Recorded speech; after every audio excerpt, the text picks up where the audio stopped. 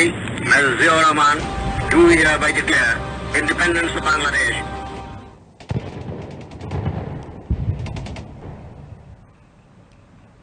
উত্তাল মার্চে দিন দিন ঘনীভূত হচ্ছিল সংকট, আলোচনার টেবিলে অনিশ্চয়তা আর রাজপথে বাড়ছিল প্রতিরোধের জোয়ার। ২০ মার্চও তার ব্যতিক্রম নয়। একদিকে চলছিল আলোচনা, অন্যদিকে পাকিস্তানি শাসকরা জোরদার করছিল সামরিক প্রস্তুতি। সংঘর্ষ ছড়িয়ে পড়ছিল বিভিন্ন এলাকায়। এমন উত্তেজনাপূর্ণ পরিস্থিতির মধ্য দিয়ে পার হয় দিনটি। বিস্তারিত কুমার বিশ্বজিৎ রায়ের প্রতিবেদনে। ২০ মার্চ ১৯৭১ উত্তাল মার্চের প্রতিদিনই বদলে যেতে থাকে পূর্ব বাংলার পরিস্থিতি। রাজপথে বাড়তে থাকে আন্দোলনের উত্তাপ।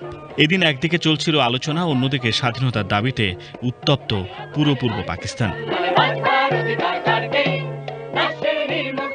১৫ই মার্চ থেকে শুরু হওয়া পাকিস্তানের প্রেসিডেন্ট ইয়াহিয়া খানের সঙ্গে বাঙালি নেতৃবৃন্দের আলোচনা তখন ভেস্তে যাওয়ার পথে। ক্ষীণ হয়ে আসছিল সমঝোতার সব সম্ভাবনা, আর বাঙালির সামনে স্পষ্ট হয়ে উঠছিল সশস্ত্র সংগ্রামের বাস্তবতা। আমাদের তখন মুক্তিযুদ্ধে যোগ দেওয়া ছাড়া আর কোনো অবস্থা ছিল বলে আমরা ধারণা করি নাই। আমাদেরকে প্রতিরোধ করতে হবে। সকালে অনুষ্ঠিত বৈঠক শেষে জানানো হয় আলোচনা এখনো চলবে। একই সময়ে গোপনে জোরদার করা হচ্ছিল সামরিক প্রস্তুতি। প্রতিদিনই বিমানযোগে পূর্ব পাকিস্তানে আনা হচ্ছিল সৈন্য ও অস্ত্র। ঢাকার ক্যান্টনমেন্টে উচ্চ পর্যায়ের সামরিক বৈঠকে নেওয়া হচ্ছিল চূড়ান্ত প্রস্তুতি। টিক্কা খানের নেতৃত্বে চূড়ান্ত করা হচ্ছিল অপারেশন সার্চলাইটের পরিকল্পনা।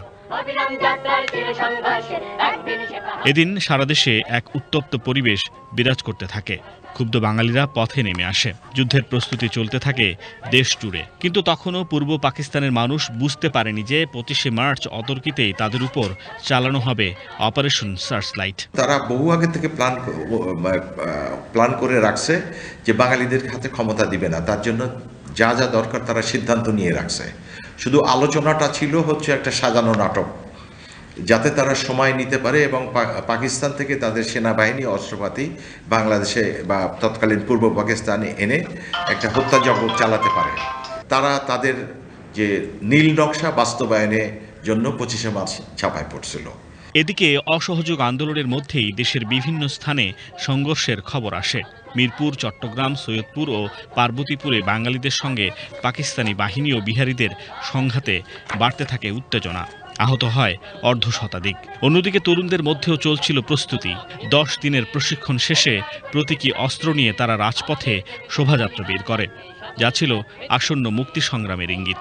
এভাবেই ২০শে মার্চ হয়ে ওঠে এক উত্তেজনাপূর্ণ দিন, যেখানে আলোচনার পাশাপাশি দ্রুত এগিয়ে চলছিল যুদ্ধের প্রস্তুতি, আর বাঙালি জাতি প্রস্তুত হচ্ছিল এক অনিবার্য মুক্তিযুদ্ধের জন্য।